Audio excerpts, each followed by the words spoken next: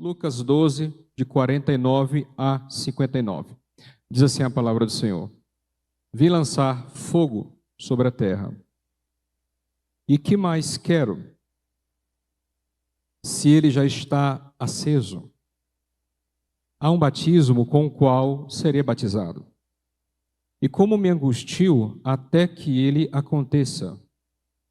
Pensais que vim trazer paz à terra? Não, eu vos digo, mas sim divisão.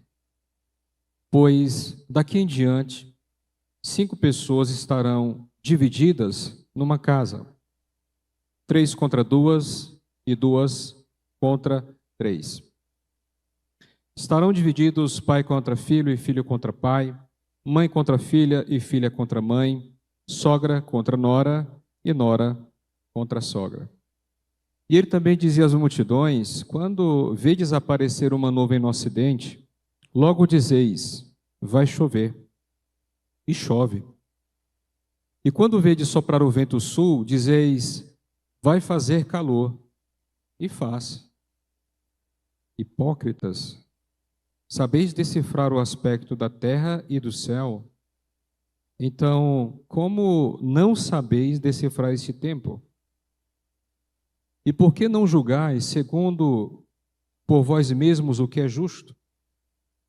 Quando, pois, fores com teu adversário ao magistrado, procura a reconciliação com ele no caminho, para que não aconteça que ele te arraste ao juiz, e o juiz te entregue ao carcereiro, e o carcereiro te coloque na prisão. Eu te digo que não sairás dali enquanto não pagares o último centavo. Que o Senhor nos abençoe com essa porção lida da sua palavra. Amém. Meus irmãos, nós vamos falar sobre a essência da igreja. E eu acho fundamental a gente entender qual é a natureza do nosso chamado, qual é a natureza desse projeto. Ele se propõe aqui neste mundo. Então, assim, nós temos hoje uma diversidade de propostas sobre igrejas. E Jesus ele vai aqui descrever o perfil daqueles que lhe seguem. O que vai marcar a vida dessas pessoas, o que vai caracterizar a sua conduta, a sua lida diária. E eu quero começar dizendo o seguinte: a igreja ela tende a experimentar o que Jesus experimentou. Então, quando nós olhamos para o ministério de Jesus e vemos alguém que era depreciado dentro da sua própria casa, lembram dos irmãos que disseram, ele está fora de si. Quando nós olhamos para um grupo de discípulos que internamente brigavam por poderes, disputavam funções, posições, para saber qual era o maior, e depois, dentre esses 12, ainda tem um que é traidor, tem outro que não vai acreditar se não ver, outro que o nega. Quando nós olhamos para o grupo maior de discípulos de Jesus, que estava interessado em milagres, em comida e em bebida. Quando nós olhamos especialmente para aquele grupo religioso de adversários que Jesus possuía, fariseus, escribas e saduceus, somados aos agentes romanos. Quando nós olhamos tudo isso, nós percebemos que o ministério de Jesus foi extremamente difícil, foi algo pesado, denso para se conduzir, exaustivo, de tal modo que o nosso Senhor, em algumas situações, e aqui também, ele chegou a angustiar-se. A gente não está falando de qualquer pressão ministerial. A gente não está falando de qualquer gênero de ministério. Nós estamos falando de um projeto divino que contém um chamado e uma mensagem que é extremamente oposto ao mundo no qual nós estamos. E essa é a razão, meus irmãos, de toda a oposição e dificuldades que nós enfrentaremos. Se Jesus enfrentou, nós também enfrentaremos. E essa é uma verdade que eu não posso esconder dos irmãos. Eu sei que essa é uma verdade que ela vai contra muito daquilo que tem sido pregado hoje em dia, porque os pregadores dizem, pare de sofrer.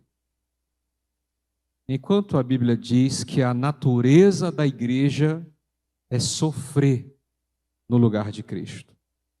Então, as coisas que ele passou, e este é o primeiro ponto que eu coloco nessa introdução, nós tendemos também a passar. Ele disse assim: se eles perseguiram o dono da casa, que é ele, quanto mais os seus domésticos, que somos nós. Então, Jesus colocou nesses termos: se eles estão tratando assim a mim, que sou o Filho de Deus, o Criador e o Redentor, Deus onipotente, imagine o que eles farão a vocês, meus seguidores. Eu quero também, meus irmãos, dizer que muitos cristãos e ministérios têm procurado fugir, olha só que coisa interessante, têm procurado fugir das implicações da cruz. Querem viver um evangelho sem cruz, uma vida cristã sem sacrifício, um discipulado sem esforço, sem renúncia.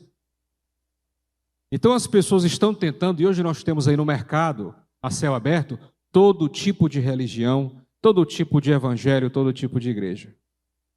Então as pessoas querem retirar a ofensa que a cruz causa aos pecadores, porque denuncia o erro, porque aponta o pecado, porque é uma proclamação contra a rebeldia humana. Então, muitos estão tentando evitar esse choque, estão tentando evitar este confronto com as correntezas mundanas, e acabam esvaziando o evangelho de seu significado. Meus irmãos, o projeto no qual Deus nos colocou é o mais difícil que existe. Neste mundo é o mais difícil que existe. Porque nós somos convocados a viver e a pregar um evangelho da cruz. E nós temos hoje várias vias que tentam retirar essa cruz do evangelho e colocar outras coisas no lugar. Nós temos a via da prosperidade. E as pessoas se apegam a estes elementos, esquecendo-se de que o nosso chamado é para o embate, é para a luta, é para o martírio, é para o sofrimento. Outros se agarram ao bem-estar. Então a proposta do evangelho é causar o bem-estar emocional, é fazer você sentir-se bem com você mesmo e você resgatar o herói que há dentro de você, porque você é a pessoa mais importante do universo.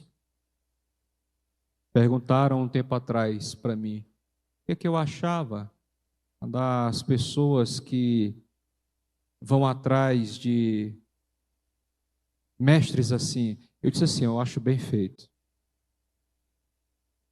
E acho mais ainda quando pagam para serem enganados. Porque um evangelho que não apresenta a Jesus como o grande mártir da história humana, o qual é imitado à risca pelos seus verdadeiros seguidores, isso não será evangelho. Irmãos, a igreja, cada um de nós precisamos entender qual é a natureza do nosso chamado. O que nos define, qual é a nossa identidade. Porque se nós não tivermos isso bem cravado à luz da Bíblia, nós não saberemos em que acreditar, o que buscar, o que rejeitar e o que abraçar. Então nós temos aqui na fala de Jesus 3 grandes informações, 3 grandes verdades, 3 grandes características sobre a essência da igreja. E olhando para cada uma delas, nós teremos, irmãos, facilidade para aceitar os embates que o evangelho provoca. Se nós entendermos essas 3 características, nós teremos o peito aberto para enfrentar e pagarmos o preço que o evangelho exige. Não é o preço para ser salvo, o que nos salva é a graça, mas é o preço para ver uma vida cristã digna, honrosa aos olhos de Deus, uma vida fiel, uma vida que possui coerência com o que o chamado do evangelho possui. Então a gente tem aqui, meus irmãos, nessa narrativa, tá, não nos esquecendo do ambiente, Jesus na sua última viagem a Jerusalém, indo para a sua cruz, indo para o martírio. É nesse contexto que ele vai falar um pouco sobre a vida dos seus discípulos. Então ele vai relatar um pouco sobre como será, né, o selo de qualidade da vida dos seus seguidores, como será a vida de cada um de vocês que decidem me seguir fielmente. E ele começa a fazer algumas explanações, meus irmãos. E a primeira característica que nós percebemos no texto, e você pode olhar a partir do verso 49, é que a igreja, ela é uma comunidade sofredora. Não dá para negar este fato, meus irmãos. Não dá para negar. Se você pegar os profetas no Antigo Testamento, esses homens tiveram vidas dificílimas. Quanto mais pregavam a palavra de Deus, mais eram humilhados, perseguidos, presos, martirizados, eram alvos de humilhação, de falsas acusações, de prisões. A gente olha para a própria vida de Jesus. E tem crente hoje que quer ter uma vida melhor do que a de Jesus, uma vida esvaziada, sabe? Do carregar a cruz, uma vida esvaziada de embate com o mundo, uma vida esvaziada de confronto contra o pecado. Então, Jesus teve uma vida dificílima, os apóstolos que o sucederam também tiveram vidas dificílimas. João Batista apontou um erro, perdeu a cabeça. Lá na frente, Filipe é decapitado. O apóstolo Paulo também é preso, depois condenado, sentenciado e decapitado fora dos muros de Roma. Por quê? Porque decidiram viver um evangelho autêntico. Decidiram pagar o preço do chamado que Cristo havia feito a cada um deles, sem se acovardar, sem fingir, sem dissimular, sem maquiar a sua fé. Eles foram firmes e autênticos naquilo que confessaram. E levaram isso às últimas consequências. Meus irmãos, nesse primeiro bloco, Jesus utiliza 3 imagens para falar sobre a vida difícil de oposição que nós teremos. Ele usa a figura do fogo, a figura da família e a figura do batismo. E sabe o que é interessante? É que as dificuldades e os sofrimentos que nós passaremos, eles são ordenados pelo próprio Cristo.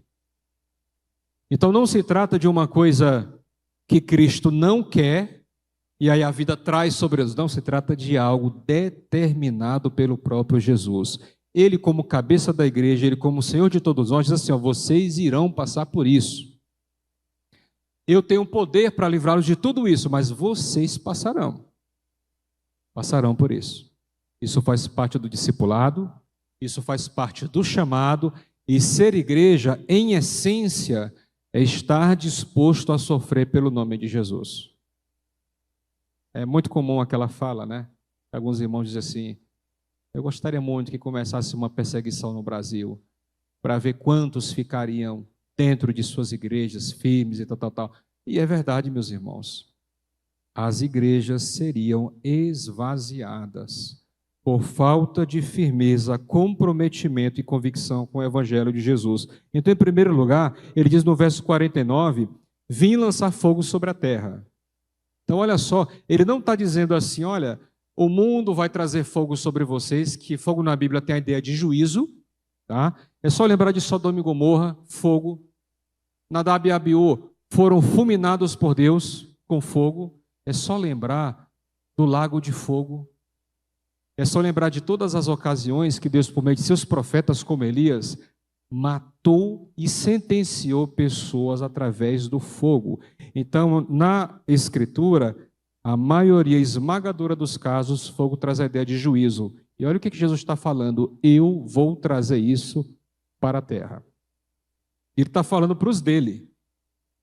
E ele diz assim, e que mais eu quero se ele já está aceso? Ou seja, esse processo de perseguição, de oposição, de crítica, de denúncia, de martírio já começou. Nós vimos há uns textos atrás ele preparando os discípulos para aquilo que eles passariam. E agora ele está enfatizando mais uma vez. Tipo assim, eu não vou iludi-los. Eu não vou iludi-los. Eu não vou dizer a vocês que vocês crendo em mim, verão o fim de todos os problemas. E ficarão cheios de bens materiais, que não terão problemas, crises familiares, que não terão problemas de saúde. Eu não vou iludi-los. O evangelho que os convoca é o evangelho para o confronto, para a perseguição, para o martírio. E aí no verso 51, meus irmãos, ele vai utilizar a imagem, né, do conflito. Ele diz assim, olha, pensais que vim trazer paz à terra? Olha que mensagem dura. Ele falando para os seus discípulos. Vocês estão achando que eu vim estabelecer a paz universal? E aí não haverá mais problemas e dificuldades, e os animais da natureza serão pacificados, e ninguém mais discordará de ninguém. Vocês acham que a minha missão é isso? Ele diz no verso 51, não, eu não vim com este propósito. Eu vim para trazer divisão. E esse texto, meus irmãos, um jovem no domingo passado me perguntou sobre o significado dele. Eu acho que ele já estava de olho, né, em qual seria a próxima mensagem. Não é Jesus que vai provocar a divisão, mas é por causa do nome de Jesus que os problemas, que as ofensas, que os boicotes se instalarão na nossa vida. Então ele está dizendo que por causa do nome dele, por causa do evangelho, este seria o motivo dos problemas, das dificuldades que o seu povo, que a sua igreja enfrentaria. Nós vemos, irmãos, no verso 52 e 53, agora ele fala sobre a imagem da família, os conflitos familiares. A religião judaica era uma religião familiar. Quando o cabeça da família dizia, eu sigo o Deus tal, toda a família seguiria também. Então havia uma coletividade muito forte e um membro da família não poderia se destoar daquele Deus que os demais adoravam. Então era algo coletivo, era algo muito bem amarrado, mas aí Jesus diz assim, pois daqui em diante 5 pessoas estarão divididas numa casa. Você está tranquilo na sua família, é paz e amor no relacionamento, e então você crê em Cristo. E então você confessa-o publicamente. E a partir daquele momento, por tornar-se um discípulo de Jesus, você começará a ser alvo. Eu sei que vários irmãos aqui passaram por isso, talvez ainda estejam passando. De serem olhados de forma depreciativa, de serem criticados, perseguidos, de serem rejeitados, já não são mais chamados, convidados, já não são mais solicitados como antigamente, porque assumiram uma posição ao lado de Jesus. E quando não se trata de questões internas, irmãos, nós temos questões externas. A gente está vivendo no Brasil uma época de ensaios de perseguição, leis que estão sendo criadas para perseguir a igreja, instituições que estão vindo para cima do povo evangélico, para cima dos direitos que os cristãos têm, para cima dos pastores. Nós temos igrejas hoje sendo multadas por pregarem a verdade. Então, em maior ou menor medida, a igreja sempre estará debaixo de algum aspecto, de algum tipo de perseguição, de problema, de conflito. Ele fala no verso 53, estarão divididos pai contra filho, filho contra pai, mãe contra filha, sogra contra nora, e ele apresenta aqui diversos ângulos de um relacionamento familiar. Ele está dizendo que em todas as dimensões, o cristão poderá enfrentar problemas pelo simples fato de crer em Jesus. Então, meus irmãos, vejam como essa mensagem é diferente deste evangelho açucarado que nós estamos vendo por aí. Veja como Jesus é franco e como ele nos prepara para uma vida autêntica ao dizer o seguinte, assumindo uma posição ao meu lado, vocês estarão automaticamente adquirindo um exército de adversários. Terão limitações no trabalho, sofrerão pressões na faculdade, serão alvos de instituições, de governos, serão perseguidos, serão mortos. Nós temos isso em vários trechos da palavra de Deus. Mas Jesus ele não fala só da gente, ele vai falar dele também. E é aqui que entra a imagem do batismo, no verso 50, ele diz assim, olha, há um batismo com o qual serei batizada. E como me angustio até que ele aconteça? Ele está se referindo a todo o sofrimento que o espera. Lembram? Ele está indo para Jerusalém e ele está dizendo, há um batismo pelo qual eu devo passar. A ideia de batizar no grego, a palavra grega é ser imergido em alguma coisa, é ser inserido em alguma coisa. E Jesus sabia que o que aguardava era uma dor, era um sofrimento, era uma situação que ninguém mais na história humana viveria. Muitas vezes, irmãos, nós pensamos que a coisa mais difícil para Jesus foram os cravos, ou as chicotadas que dilaceraram as costas dele, ou a coroa de espinhos, e vazou ali a sua cabeça e fez ele tomar um banho de sangue. ou o fato de carregar o travessão da sua cruz, aquela parte superior, ou os pregos nos pés, ou a lança que o perfurou. O maior sofrimento e a maior dor experimentada por Jesus não foi isso aí. Foi o fato de saber que, mesmo sendo filho de Deus, ele receberia o peso do pecado de todos nós. Ele morreria, ele sentiria de forma contundente a ira do seu próprio Pai. Nós não temos na cruz apenas um filho que sofre e que se angustia e que agoniza porque está debaixo da ira do Pai. Nós temos também um Pai que tem que sacrificar o seu filho para que o ser humano pudesse ser salvo. É uma cena dura, que não é ensinada, porque parece-me, ela vale menos do que dinheiro, bem-estar, prosperidade. Este é o Evangelho de Jesus. O batismo que me aguarda será tão difícil que eu já estou angustiado. Até que isto se consume, eu estarei debaixo dessa angústia, deste sofrimento. Nós temos, irmãos, que entender o seguinte: estão querendo nos enganar com um evangelho de facilidades. Não sejamos inocentes. Vou usar as expressões de Paulo: não sejamos crianças em relação a essas questões. Porque uma boa parte da massa evangélica se enquadra naquilo que a Bíblia diz: são como crianças, agitadas de um lado para outro, pelo quê? Por todo vento de doutrina. E a ideia que é utilizada lá é a ideia das águas, que são agitadas pelo vento.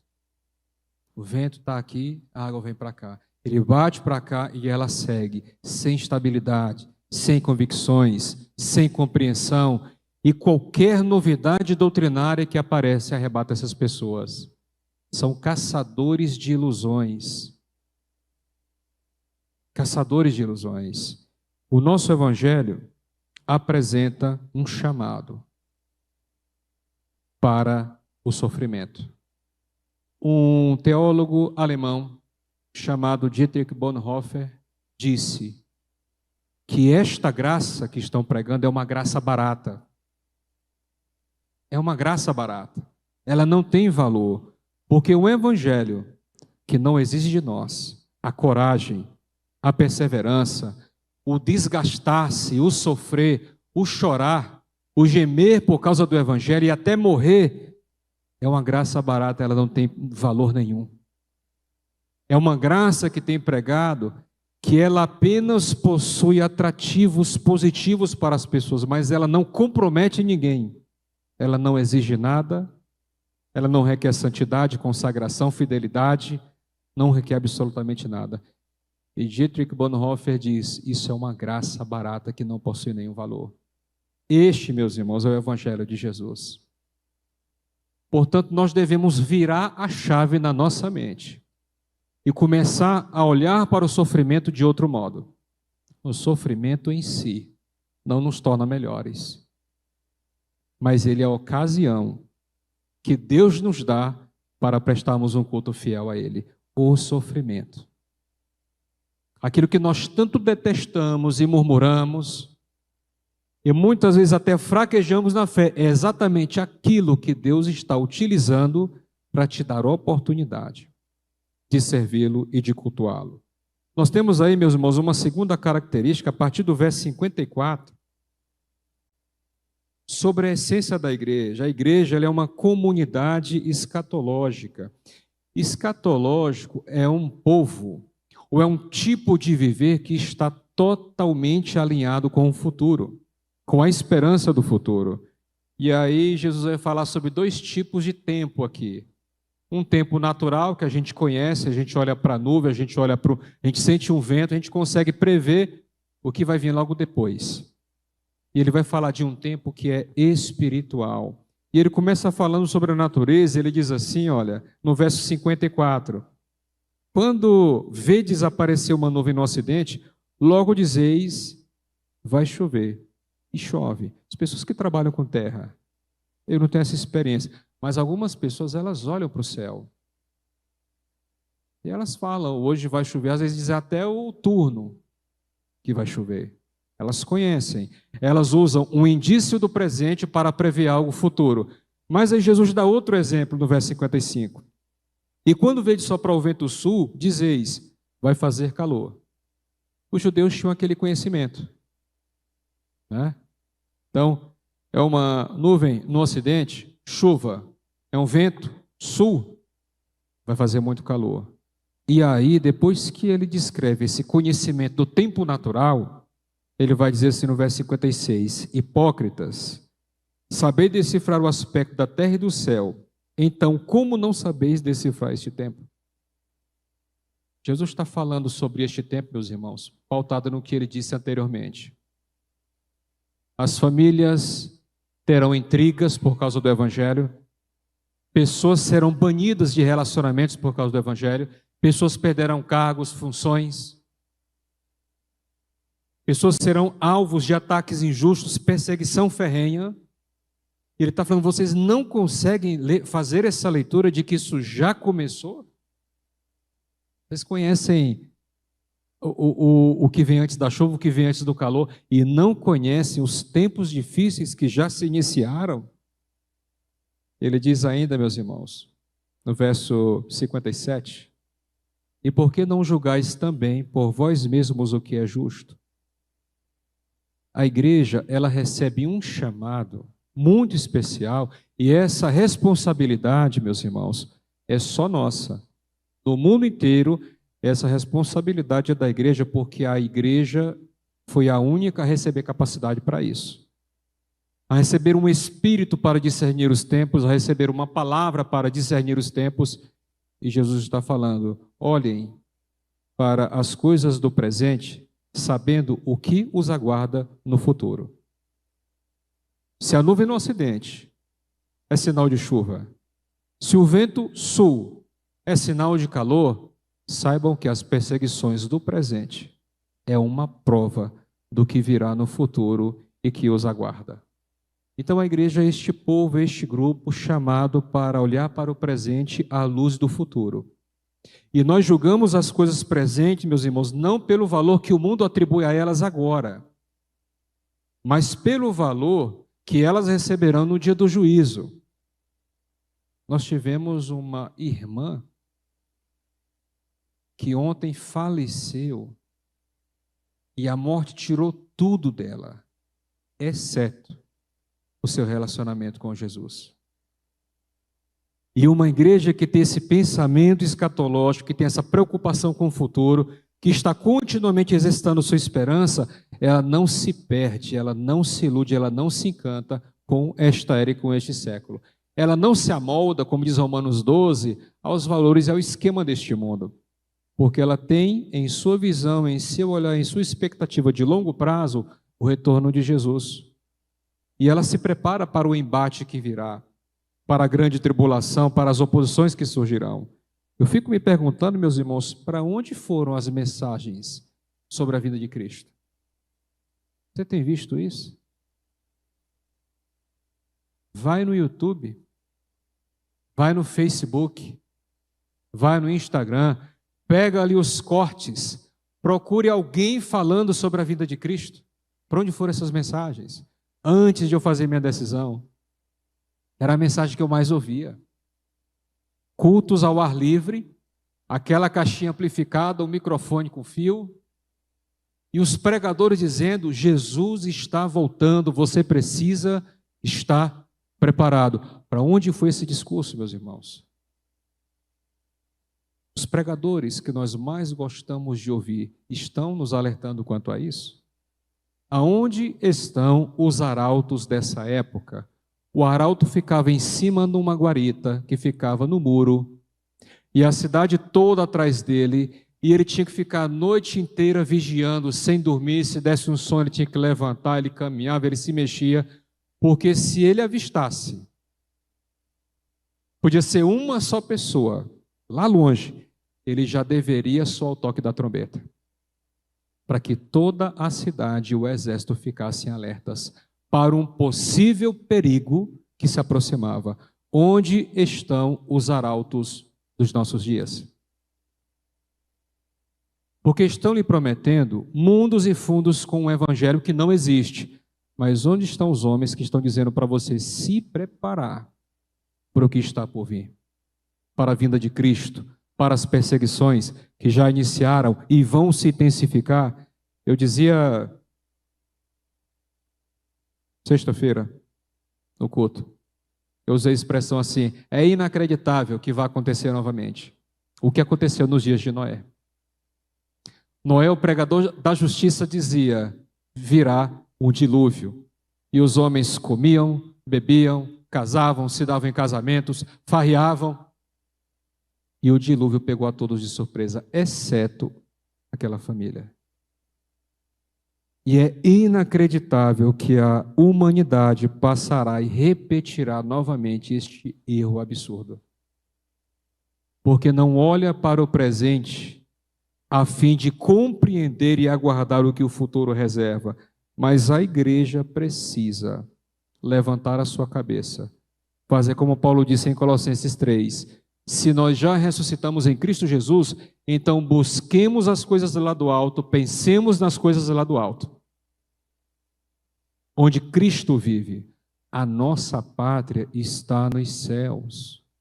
Meus irmãos, a única forma de nós lidarmos com maestria com a nossa vida neste mundo, com o nosso trabalho, com o nosso dinheiro, com os nossos relacionamentos, a única forma de nós nos salvarmos e não nos perdermos com essas coisas é alimentando diariamente a nossa esperança em Cristo Jesus, sendo uma igreja com uma visão escatológica de mundo.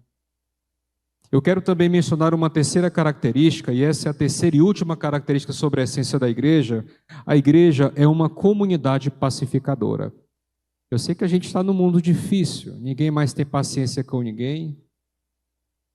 Você vai num lanche, tem alguém esbravejando com um garçom, com um atendente.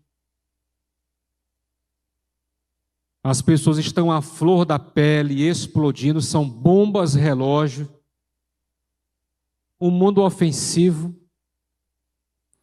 O nosso mundo está difícil, mas a Escritura e o nosso Senhor Jesus Cristo nos dirão aqui que algo que nos define é o nosso jeito pacificador. Nós não somos comparados a um lobo, a uma hiena, a um touro que gosta de medir forças. Nós somos comparados a ovelhas. A ovelhas. E aqui, meus irmãos, no verso 58, ele vai descrever a cena de um tribunal. Vejam quantas imagens Jesus utiliza nessa narrativa. Ele já falou sobre o fogo, o batismo, a família. E ele vai aqui agora falar sobre o ambiente de um tribunal. E ele diz assim: quando, pois, fores com o teu adversário. Nenhum de nós anda à procura de adversário, nenhum de nós, mas eles aparecem. Eles aparecerão, meus irmãos. Pessoas às quais você não fez absolutamente nada, e elas passarão a te odiar. Lembra, você está num evangelho que é ofensivo ao pecador e ao rebelado contra Deus. Você segue a um Cristo que foi tratado assim. Então, estes adversários, eles surgirão. Essa semana eu estive fazendo algumas visitas e os irmãos, eles sempre relatam: pastor, no meu ambiente de trabalho é assim. A pessoa tenta puxar o seu tapete, inventa mentiras e faz tudo. Mas foi assim com Jesus. Meus irmãos chegaram ao ponto de pagarem testemunhas.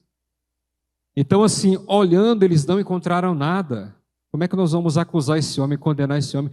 Como é que o tribunal romano vai aceitar que este homem seja culpado de algum crime? Eles não encontravam, então pagaram falsas testemunhas e esses caras aceitaram o suborno e foram lá mentir sobre Jesus.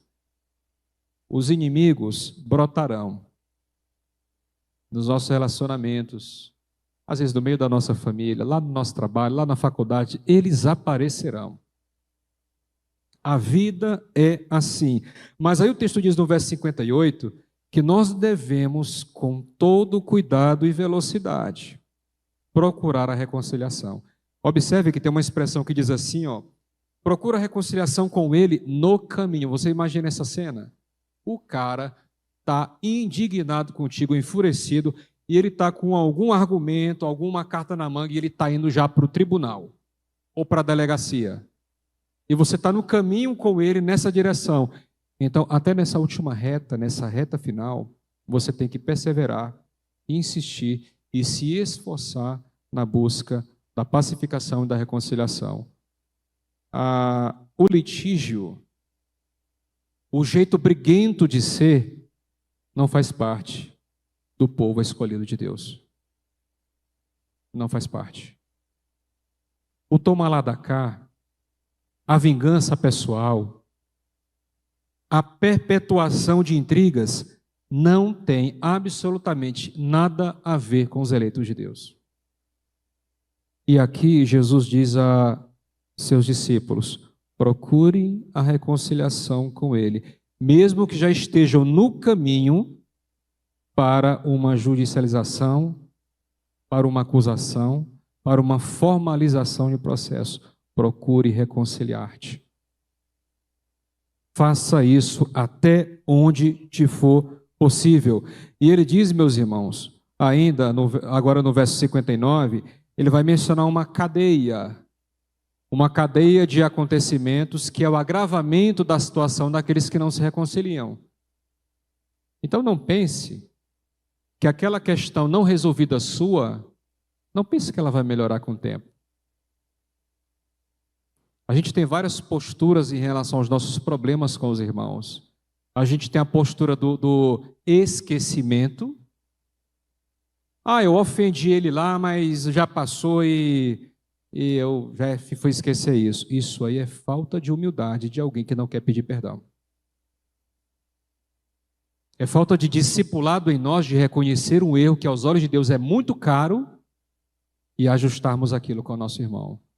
Já passou, isso aí já até esquecemos. Será que abraçamos com todo o amor alguém que nós ofendemos e nunca pedimos desculpas? Mas aí o texto vai falar, olha só, sobre o juiz, o carcereiro e a prisão. Quando você não se reconcilia, a coisa vai piorando. E isso vai se expandindo sobre tua vida e sobre a vida de outros. Então você não se reconciliou com uma pessoa que tem algo contra você, ela te leva ao juiz, o juiz te entrega ao oficial, o oficial te coloca na prisão e você não sairá dali até sofrer as consequências daquele erro que não foi corrigido, daquele problema que não obteve reconciliação. A resposta da igreja, meus irmãos, a nossa resposta diante dos nossos inimigos é a reconciliação, é a serenidade. Então, a igreja soa mal você ver um cristão que gosta de praticar a vingança, que gosta de devolver. Soa mal você ver um cristão falar assim, eu não levo desaforo para casa. Porque, na verdade, ele está mais interessado no ego dele do que na glória de Deus. Paulo chega a dizer assim, meus irmãos, em 1 Coríntios 6, se vocês têm alguma coisa contra os outros, se alguém tem alguma coisa contra o seu próximo, não levem isso perante os descrentes. Resolvam isso internamente entre vocês mesmos. E aí chega o ponto que ele diz assim, custa sofrer o dano. Olha o sistema de valores de Paulo. Para Paulo, é muito mais coerente você sofrer o dano e preservar a honra do Evangelho do que você querer levar uma causa, um conflito até as últimas consequências e lançar o nome do evangelho da sua igreja na lama. Meus irmãos, eu já tive no meu ministério um caso assim. E graças a Deus a pessoa ouviu meu conselho. Essa pessoa descobriu no seio da sua família um problema que perante a nossa legislação é muito grave, é crime inafiançável. E ele estava decidido a denunciar isso à polícia. Essa denúncia geraria um racha monstruoso dentro daquela família, geraria inimizades, e se tratavam de pessoas que participavam de uma mesma igreja. Fora o dano familiar, fora o dano eclesiástico, o abalo que seria para a igreja, tinha ainda o dano social. Como aquela igreja seria, num só ato, desmoralizada perante toda a sociedade. E eu falei para aquela pessoa, nós temos no Evangelho valores que não se coadunam com os valores deste mundo. Eu disse para ele, diante da lei, você tem esse direito. Não vai resolver o problema, mas vai produzir vingança. Diante do Evangelho, este problema pode ser tratado. A pessoa pode ser disciplinada. A pessoa que foi ofendida pode ser tratada, acompanhada, aconselhada. A igreja será preservada. O Evangelho diante da sociedade será resguardado. Nós não precisamos expor ao mundo e levar às últimas consequências problemas que estão entre nós. E às vezes, meus irmãos, nós não utilizamos os valores e as medidas do Evangelho. Nós usamos os valores e as medidas do mundo. E um tribunal humano tem mais valor do que a palavra de Deus. E Paulo dizendo, custa sofrer o dano, mesmo sabendo que eu fui injustiçado, mas isso é muito menos precioso do que a causa do Evangelho. E aí nós temos Romanos 12, 18, que confirma essa ideia quando Paulo diz assim, olha, meus irmãos, se possível for, no que depender de vós, tende paz com todos os homens. A igreja ela é pacificadora, mas olha só, se possível for, primeiro ele diz assim, ó, por quê? Porque nem sempre vai ser possível. Você vai fazer de tudo e a outra pessoa não vai querer. Então, essa é a primeira cláusula, se possível, mas depois ele fala assim, ó, no que depender de vós. O recado para a igreja é, nós devemos ir até onde nós temos capacidade na busca da paz. Nós devemos ir aos nossos limites na busca da reconciliação. Não cai bem, meus irmãos, a roupa da desavença, do litígio no meio cristão. Nós devemos ir até onde nos for possível na busca da paz, na busca da reconciliação, mesmo que estejamos na reta final de um desastre. Jesus está falando, acompanhe o desejo e a busca pela paz. Eu quero, meus irmãos, aqui fazer algumas aplicações e concluir com essas aplicações sobre o ser igreja, sobre a essência de uma igreja. Nós devemos encarar o sofrimento como uma oportunidade de servir a Deus. A gente tem que olhar até para o sofrimento do outro como um aprendizado para nós. E se fosse eu naquele lugar? E se fosse eu? Quando eu cheguei no hospital, eu fiquei ali estudando a irmã Ângela. Porque às vezes a pessoa já desaba de uma vez em choro, às vezes ela fica segurando, e lá na frente a conta vai vir. E eu fiquei olhando, como é perder uma mãe?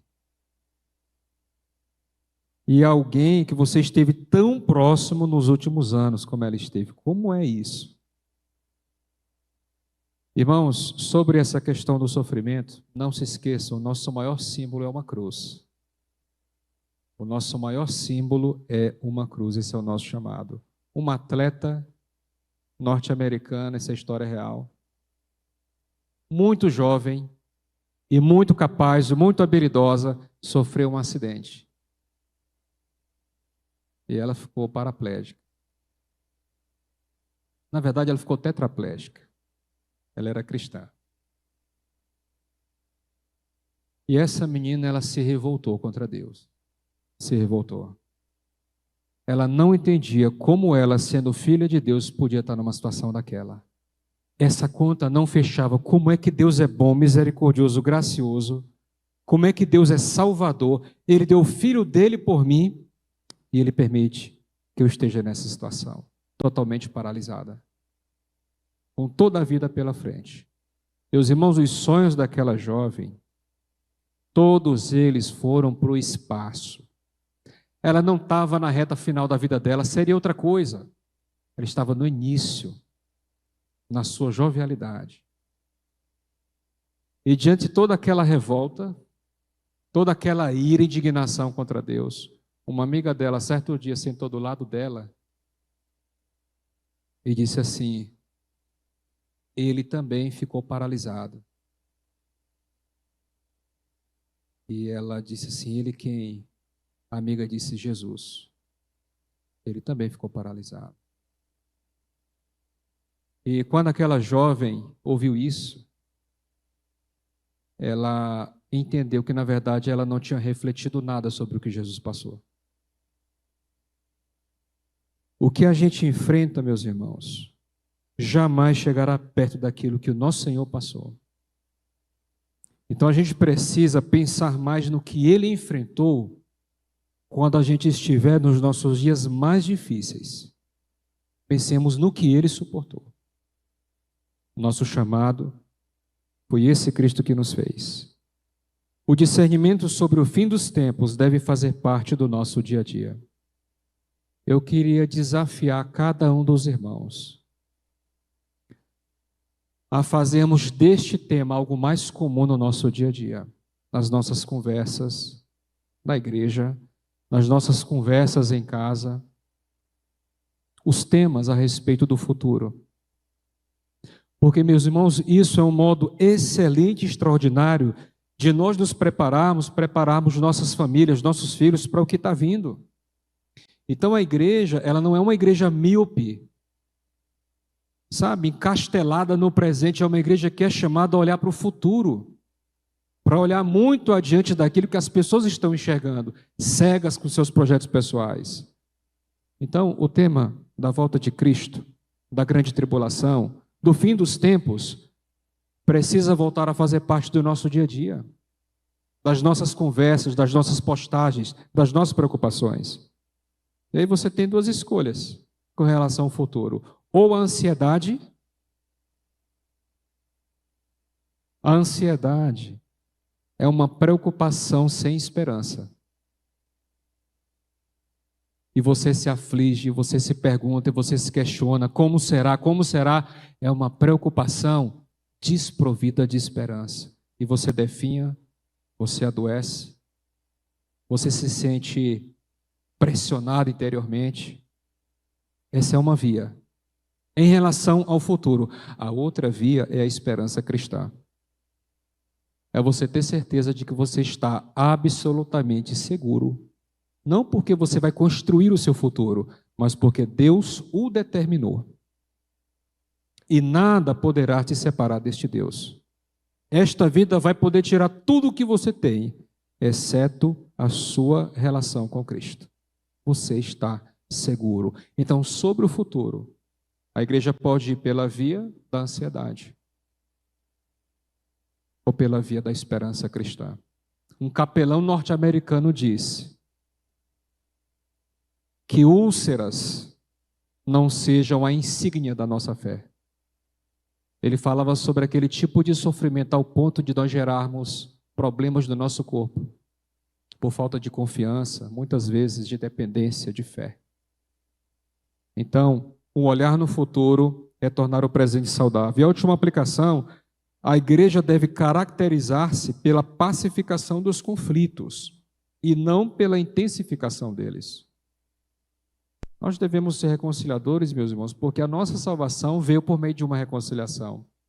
Deus veio ao nosso encontro, nos reconciliou com Ele mesmo e agora Ele nos envia ao mundo para que nós procedamos assim.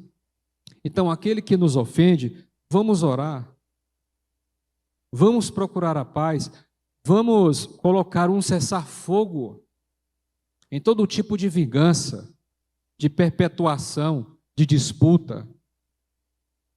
A igreja ela é caracterizada pelo seu jeito pacífico de ser. Ela não procura intrigas. O cristão verdadeiro não se alegra vendo pessoas se opondo umas às outras. O cristão verdadeiro não coloca ninguém contra ninguém. Ele não se alegra nisso, ele é pacificador. E se eu não me engano, no Sermão do Monte foi Jesus quem afirmou isso. Os pacificadores serão declarados publicamente e reconhecidos como filhos de Deus. Portanto, meus irmãos, que abracemos essas características da igreja, segundo Jesus, segundo o Evangelho de nosso Senhor. Nós vamos orar nesse momento. Soberano Deus, nós te agradecemos, ó Pai, apesar do dia, ó Deus, difícil que nós tivemos, nos separando, ó Deus, de uma irmã em Cristo. Apesar, ó Deus, da família enlutada, apesar, ó Deus, do clima que muitas vezes paira sobre nós após um dia assim, mas nós agradecemos, ó Deus, pela Tua presença, pelas Tuas promessas, pelo Teu socorro tão presente entre nós. E eu oro, ó Deus, a Ti, para que nós coloquemos em nossas mentes e que o Senhor faça isso vir ao coração. O que é de fato ser igreja? O que é de fato, ó Deus, estar preparado para o sofrimento? De vermos no sofrimento oportunidades de culto, de serviço a Ti. Ajude-nos, ó Pai, a termos também um pensamento voltado para o futuro. Ajude-nos a sermos pacificadores, promotores da paz, ó Deus. Pessoas que lutam, que se esforçam pela harmonia, pela unidade da igreja. Pessoas que não se deixam levar pelos inimigos, pelos adversários externos, mas que procuram viver em conciliação, até onde lhe é possível. Ó Deus, nós assim oramos, nós assim agradecemos, no nome santo de Jesus. Amém.